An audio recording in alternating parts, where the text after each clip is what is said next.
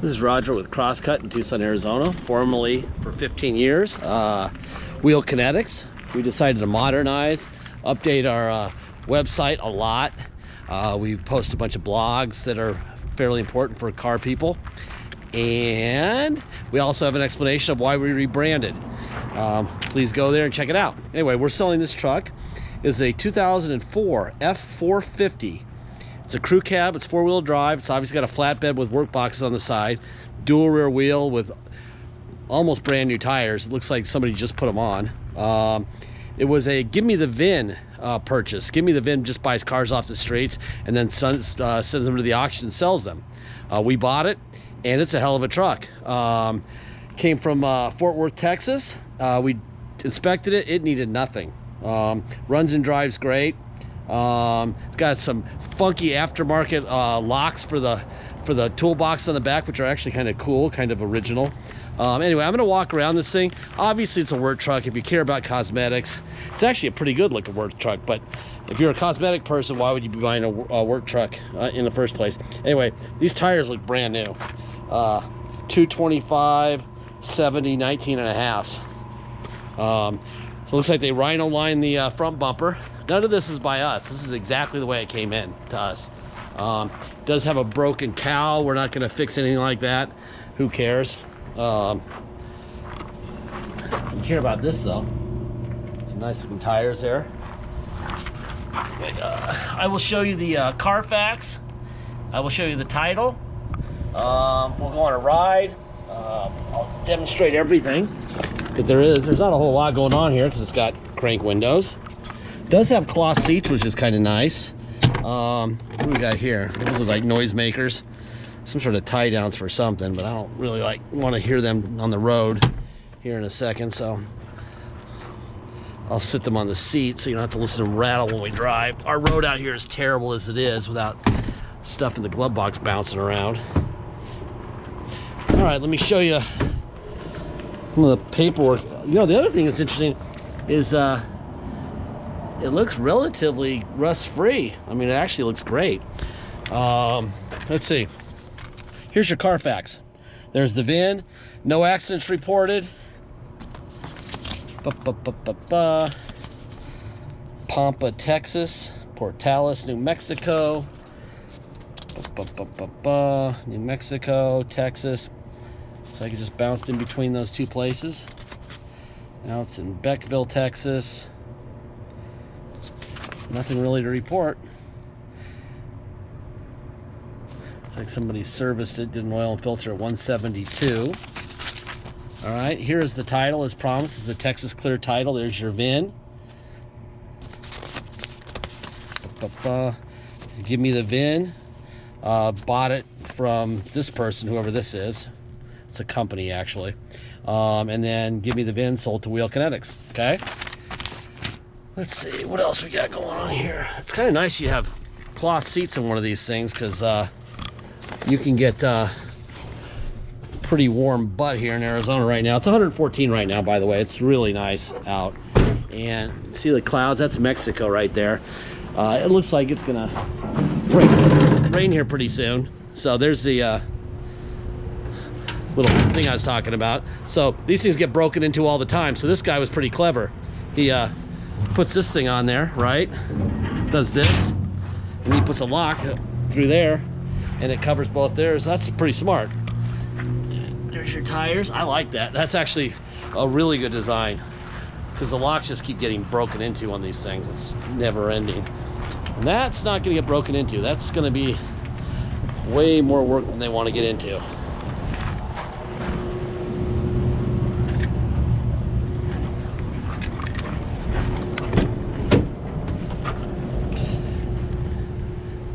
Basic truck, right? All right, let me fire this guy up. We'll go under the hood. We'll look for VIN stamps, Ford stamps on both sides of the core support, and take the oil cap off and look for blow-by. Try to burn my fingers off with the oil cap since it's so freaking hot. 175,613 miles.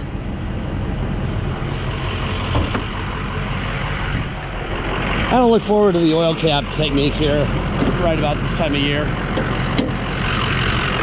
I used to wear gloves. I'm not smart enough for that anymore. There's a Ford stamp there, so you got an original fender. Ford stamp there. Ford stamp there. Ford stamp there. Should be another one right there. All right, time to burn my fingers. Wow, that's hot. That's pretty good. On a 1 to 10, a 1 to 10 for blow-by, that's about a, with 10 being great, that's about an 8. So you're doing pretty good there. I don't see very many 9s or 10s. One last little look around here, make sure we didn't miss anything.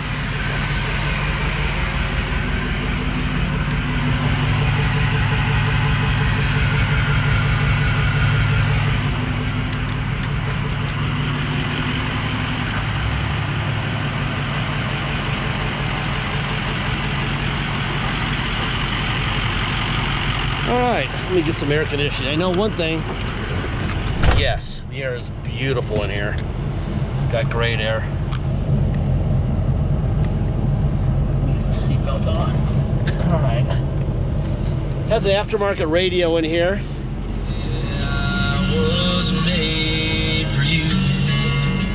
Anyway, that's that. We don't really do much on the radio front because obviously we don't sell radios, but it's there and it works. As you can see, there's tow on, so there's tow right there on and off. Put it in neutral. We're gonna go back to 4 low. Now we're in 4x4 low, and we'll put it in drive. That's definitely 4 low. And reverse. To knock the building over behind me, and this would do it. Neutral. All right, let's go up to 4 high. Gotta get neutral first. All right, now we're in 4. There it is. 4x4 high. All right. Drive. That's a little quicker. A little less granny gear going on there. All right, and we're gonna put it in reverse. Watch myself so I don't knock that post down behind us. That would be ugly. See that? I'm pretty sure this truck would win that one. All right, and then we go all the way up to 2-wheel drive. 4x4 goes away. Now we're gonna go for a drive. All right. If you come to Tucson to drive this truck home, you're gonna pay the following. You're gonna pay whatever your state tax rate is, plus our city of 2.7% and a $250 dock fee. If you buy this truck and pay by wire out of state, all you're gonna pay is agreed upon price. There'll be no tax, no dock fee, nothing. Once we receive your wire, we will fill out the title with your name or your company's name and address. We will sign it off to you. We will scan it in your online file and we will mail it to you. We would scan in the envelope we mail it in, okay? So you will have the truck shipped to you. When the truck shows up by your shipper, by the way, see our road right here? It blows, right? Whenever you're in like a 450 or above, we have another 550, your teeth will rattle out of your head if you're not towing something. So I go slow until we get on this freaking smoother pavement when I take a ride up here. Anyway, if you need help with shipping, let me know early in the transaction. I can help you with your shipping. I can do it for you. We can roll the price of the shipping into the price of the vehicle. Now we're on a better road. We can just give you phone numbers. You can do it yourself. A lot of our customers know how to do this, so it's not a big deal. This thing runs really strong. Most 03s and 04s are a little bit slow off the line, a lot of turbo lag. This one, not so much. And this is a big boy, so this is a pretty strong truck. Somebody definitely babied this thing. You know, there's some pipes under the hood that look like aftermarket. They are aftermarket, so somebody probably took pretty good care of this thing based on how it runs and drives and tires and the whole bit. Anyway, if you need help, let us know. If you're able to do it on your own, fire away. Deposit's $500. Once we have a deposit, we have a deal. Until then, it will stay for sale, so please make sure you get your deposit in, okay? What else? Last part of every video I say this, and I say this every single time on every single car. We do not discriminate on cars or trucks. or SUVs or anything we're selling, I say this. We don't have salesmen, we don't have bottled water with our name on it, we don't have an attendant serving scones and lattes and sandwiches. That's a half mile directly on this road that way. That's the auto mall. And their cars are expensive because they have to pay for all that crap. Our cars are not as expensive because we don't have those bills.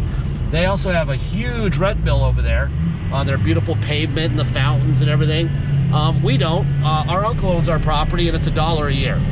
So we could save a lot of money that we can pass on to you, and we do. And that's important. Why is that important?